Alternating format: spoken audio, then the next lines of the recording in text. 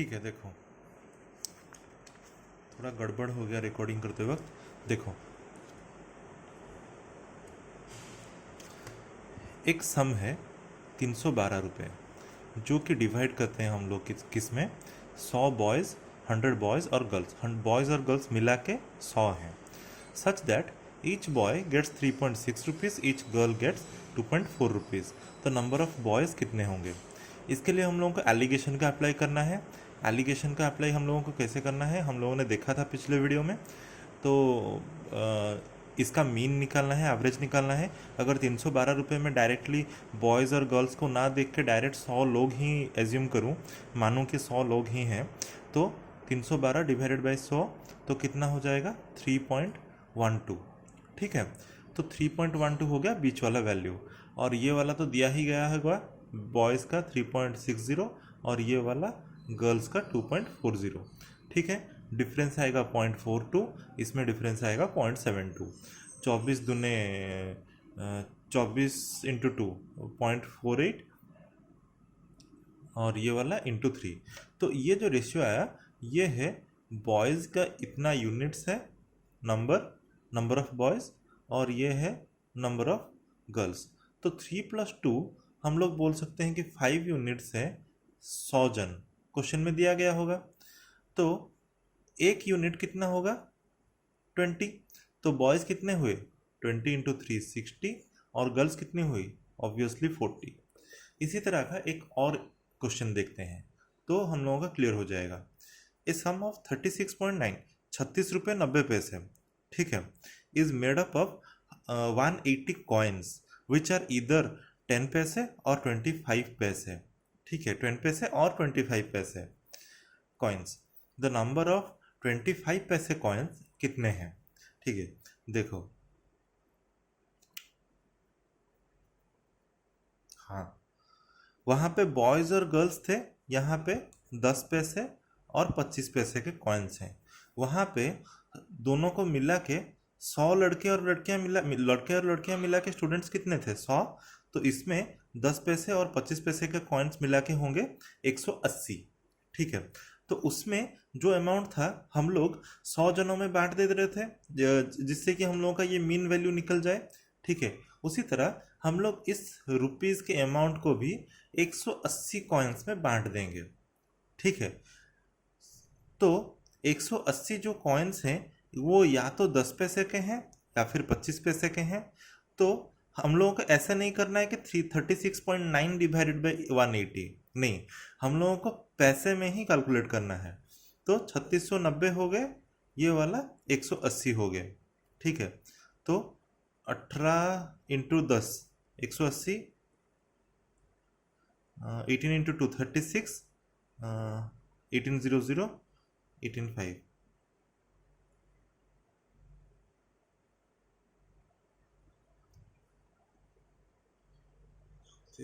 एक सेकंड रुको,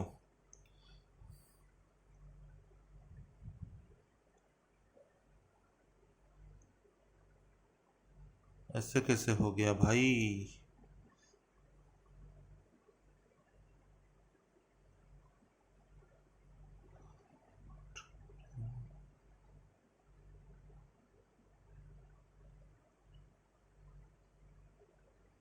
ओ sorry sorry sorry, मैंने पॉइंट क्यों डाला? हाँ, 205। ठीक है, 205 डिवाइडेड बाई 10 क्या हो जाएगा, 20.5। ठीक है, क्या हो जाएगा, 20.5। ये जो 20.5 आया, ये वाला है एवरेज वैल्यू और मीन वैल्यू। ठीक है, और इंडिविजुअल वैल्यूज कितने हैं इसके, कितने हैं इंडिविजुअल वैल्यूज?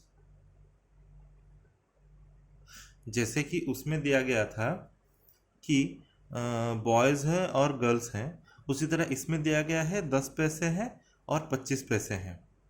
ठीक है, तो फिर इसमें पूछा गया है कि 25 पैसे कॉइन्स कितने होंगे, नंबर पूछा गया है। ठीक है, तो इसको हम लोग कैसे सॉल्व करेंगे?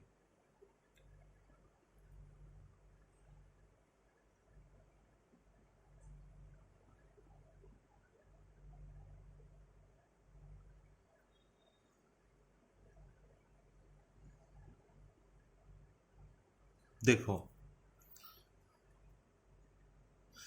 180 कॉइन्स हैं, ठीक है। सोचो कि 180 स्टूडेंट्स हैं, तो उसी तरह 180 कॉइन्स हैं, तो सोच लो कि सारे कॉइन्स 10 पैसे के होंगे, मतलब हर एक कॉइन में कितना गया वैल्यू, 10 पैसे, या फिर सारे कॉइन्स 25 पैसे के होंगे, ठीक है।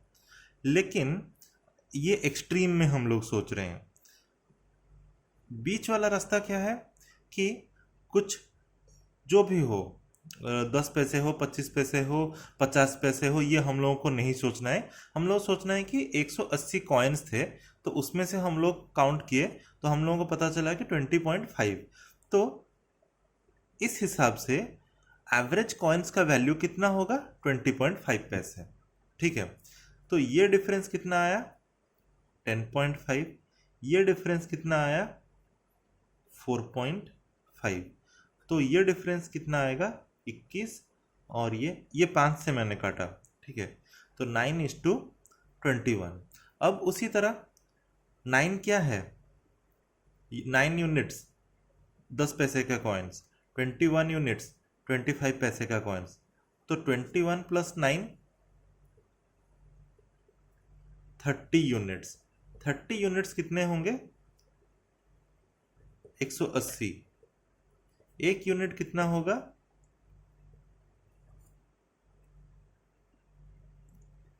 6, ठीक है। एक यूनिट कितना होगा, 6। तो अब ये पूछा क्या गया है, तो नंबर ऑफ 25 पैसे कॉइन्स। तो नंबर ऑफ 25 पैसे कॉइन्स कितने होंगे, 21 यूनिट्स थे, 21 × 6, 126 होगा आंसर, ठीक है। देन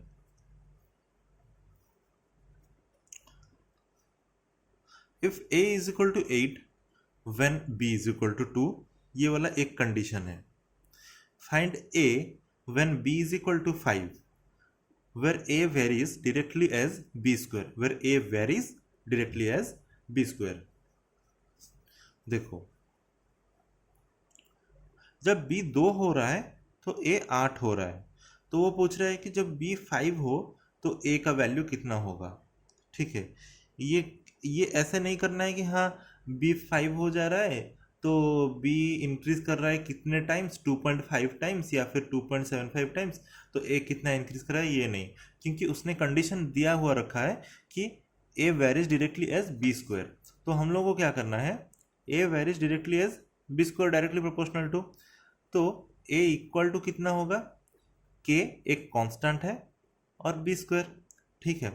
तो इसमें से पहले हम लोगों को k का वैल्यू निकालना है, a/b²।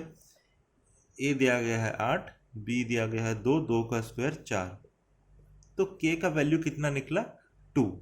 अब हमें सेकेंड कंडीशन पे जाना है, find a when b = 5। k का वैल्यू हम लोगों को पता है, तो a = kb²। k कितना है, 2, b कितना दिया गया है, 5, 5 का स्क्वायर कितना, 25, तो a का वैल्यू कितना आएगा, 50। तो option C is the correct answer. Then if 3 numbers are in the ratio 3:2:5, ठीक है, 3 नंबर हैं, ये 3:2:5 रेशियो में है, such that the sum of the squares is equal to 1862, then which number is the middle one। देखो अगर सम of the squares ना देके हमें सिर्फ कहता है कि sum is equal to this much, तो हम लोग क्या बोलते हैं, सपोज एक है 3x, एक है 2x, एक है 5x, ऐसे बोलते हैं हम लोग।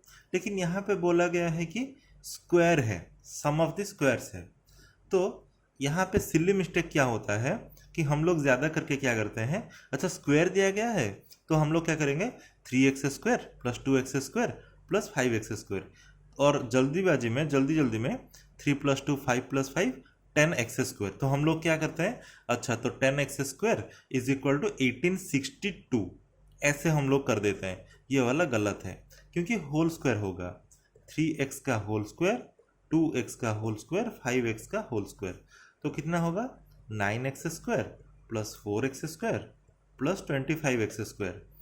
25 और 4 29 और 9 38 38x² इज इक्वल टू 1862। ठीक है, 1862। तो फिर इसको हम लोग काट देंगे, जो आंसर आएगा वो आएगा 49। ठीक है, आंसर क्या आएगा 49। तो फिर x क्या होगा 7।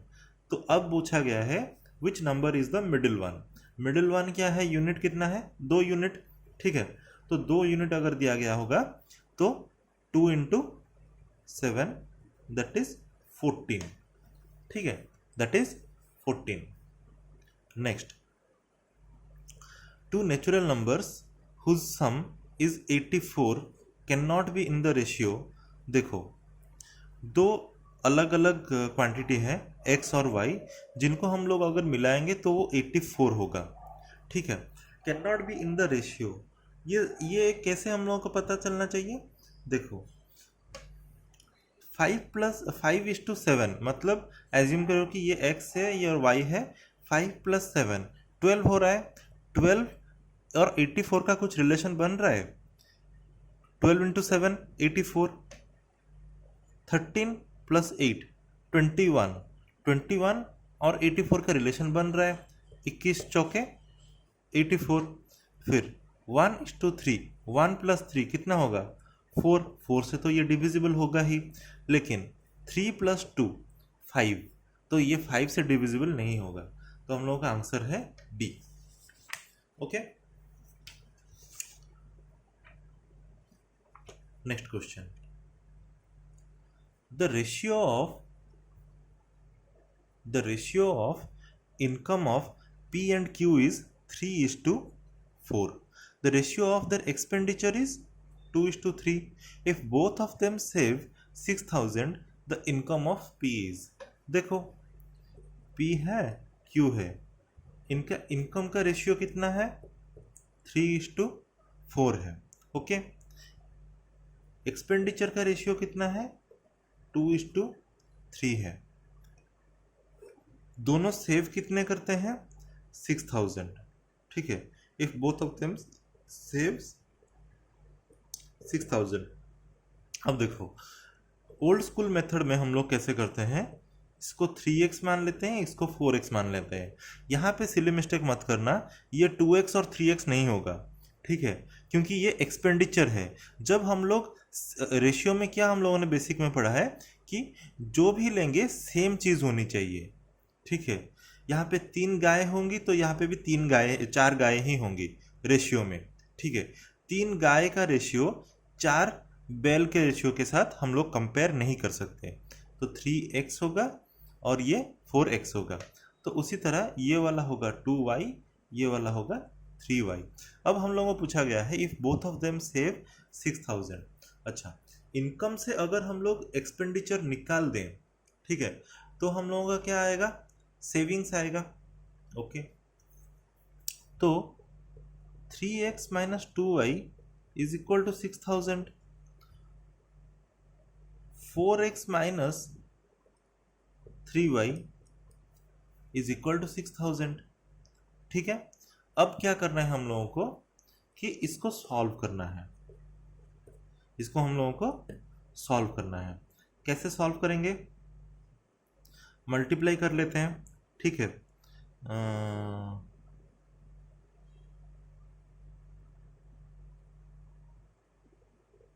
ये माइनस कर लेते हैं, ये प्लस कर लेते हैं, ये वाला माइनस कर लेते हैं। तो इस वाले इक्वेशन को 1 को मल्टीप्लाई कर लेते हैं 3 से और इसको कर लेते हैं 2 से। ये मैंने क्यों किया कि 2 को अगर 3 से मल्टीप्लाई करेंगे तो ये वाला 6 हो जाएगा और ये वाला 6 हो जाएगा। तो हम लोग को y हम लोगों का कैंसिल हो जाएगा। तो बचा क्या 3 × 3 9x और यहाँ पे 2 × 4 8x। 9x - 8x तो कितना होगा x। 3 × 6,000 18,000 और ये 12,000, तो x आया 6,000। अब x हम लोगों ने किस में लिया था, ये वाला हम लोगों ने x लिया था। ठीक है, तो ये पूछ रहा है कि then income of p is कितना है। p का कितना है 3x, तो P का होगा 3 into 6K that is 18K। ठीक है, कितना होगा 18K। उसके बाद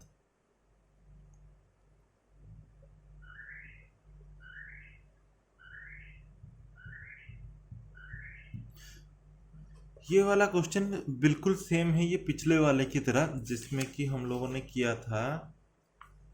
हाँ, ये दोनों जो क्वेश्चंस किए थे, ठीक है, उसी तरह होगा। तो ये वाला क्वेश्चंस हम लोग अभी नहीं करते हैं, और एक इंटरेस्टिंग क्वेश्चन पे चलते हैं। In a class the ratio of selected to unselected candidates was 3:2.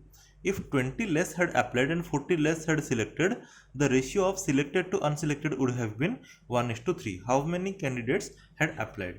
देखो, in a class the ratio of selected to unselected, ये वाले हैं selected, ये वाले हैं not selected, इनका रेशियो कितना है 3:2. If 20 less had applied, अभी कितने जनों ने अप्लाई किया होगा?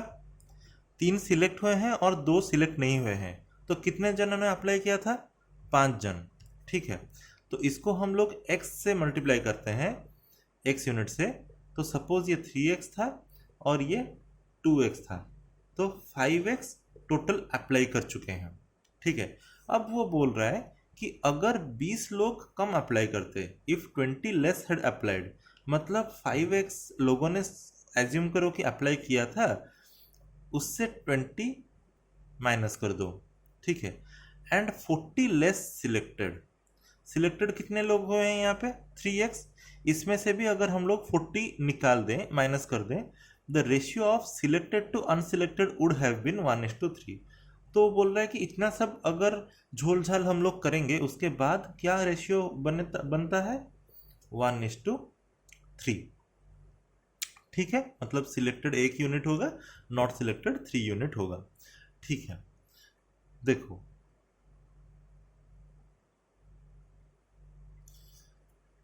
इसमें 3 और 2 को हम लोग ऐड करते थे, हम लोगों को मिलता था क्या टोटल स्टूडेंट्स। तो अगर मैं पूछूं कि सिलेक्टेड स्टूडेंट्स कितने परसेंटेज हैं टोटल स्टूडेंट्स में से, तो हम लोग क्या करते हैं 3/5, दैट इज 60%। ठीक है, उसी तरह इसमें अगर इस रेशियो में बोलूं कि सिलेक्टेड स्टूडेंट्स कितने हैं, 1 है, आउट ऑफ कितने स्टूडेंट्स, 4 स्टूडेंट्स। ठीक है, ओके, और इसी को मैं इक्वेट कर दूंगा इस कंडीशन से। देखो कंडीशन क्या बोल रहा है, यहाँ पे 4 स्टूडेंट्स हैं टोटल, और कंडीशन बोल रहा है कि अगर जितने लोगों ने अप्लाई किया था उससे अगर 20 जन कम अप्लाई करते तो ये रेशियो बन रहा है। ठीक है, तो 5x - 20 टोटल होता, तो ये रेशियो 4 हो जाता। उसी तरह ये सिलेक्टेड कैंडिडेट्स हैं, तो बोल रहा है कि 40 लेस सिलेक्टेड, तो 3x - 40 होते तो ये 1 हो जाता। अब हम लोगों को इसे सॉल्व करना है। 12x - 160 is equal to 5x - 20, 12x - 5x that is 7x, 160 उस तरफ चला जाएगा तो 140 हो जाएगा। x आया कितना 20। तो पूछ रहा है कि how many students candidates had applied, initially कितने जनों ने अप्लाई किया था 3 + 2 5x, 3x + 2x 5x, तो 1 यूनिट आया 20, 5x is equal to 5 × 20 that is 100। Okay, ठीक है, ये 3 क्वेश्चंस बहुत ही सिंपल है, लेकिन इनको एग्जाम के टाइम में उस प्रेशर में अच्छे से सॉल्व करना और जल्दी सॉल्व करना इंपॉर्टेंट है। जैसे कि देखो x/y/z कितना दिया गया होगा 2:3:4, फिर हमें पूछा गया है ये वाला।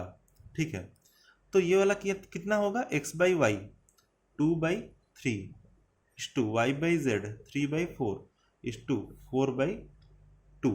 ठीक है, अब यहाँ पे फ्रैक्शन आ गया है, तो फ्रैक्शन को हम लोग रेशियो में, सिंगल रेशियो में कैसे कन्वर्ट करते हैं, डिनोमिनेटर को सेम करके। डिनोमिनेटर को हम लोग कैसे सेम कर सकते हैं, 3 × 4 4 इंटू 3 2 इंटू 6 12 हो गए, सब 12 हो गए, इंटू 4 इंटू 3 इंटू 6। तो ये तीनों तो कट जाएंगे, 12 12 12 हो गए, 8:9:24, ये वाला है आंसर। ठीक है, a is equal to 2b is equal to 3c, then a is to b is to c कितना होगा। ये वाला बहुत लोगों का कंफ्यूजन रहता है, मेरा भी कंफ्यूजन था ये वाला, कि इसको हम लोग क्या करेंगे, a बाई बी करके इस 2/1 करें, फिर b बाई सी करके 3/2 करें, कैसे करें। कुछ नहीं करना है, हम लोगों को सिर्फ इसके आगे एक k डाल देना है। ठीक है, इसके आगे हम लोगों को क्या कर देना है, एक k डाल देना है। अगर ये तो तीनों इक्वल है ही, इज इक्वल टू अगर k हो जाए तो a इज इक्वल टू के। और एक सिंपल एक चीज करो, k ना डाल के, k तो एक कांस्टेंट हो जा रहा है, k ना डाल के यहाँ पे गड़बड़ क्या हो रहा है, a is equal to B is equal to C होता तो a is to B is to C तो हम लोगों को इजीली मिल जाता 1:1:1। ठीक है, लेकिन यहाँ पे a is equal to 2b is equal to 3c है, मतलब b के साथ 2 है, c के साथ 3 है, तो 2 और 3 का एलसीएम कितना होगा, 2 और c का एलसीएम कितना होगा, 6 होगा। तो यहाँ पे 6 डाल दो, a is equal to 2b is equal to 3c is equal to 6। तो क्या होगा कि a इज इक्वल टू 6 आ गया, is to b is equal to 2b is equal to 6, तो b इज इक्वल टू कितना होगा, 2 से कट जाएगा 3। ठीक है, 3c इज इक्वल टू 6, तो c इज इक्वल टू कितना होगा, 3 से कट जाएगा 2, तो 6:3:2। a/2 is equal to b/3 c/12, ये वाला खुद से ट्राई करना थोड़ा। ठीक है, इसको भी हम लोग इजीली सॉल्व कर सकते हैं। कैसे सॉल्व कर सकते हैं,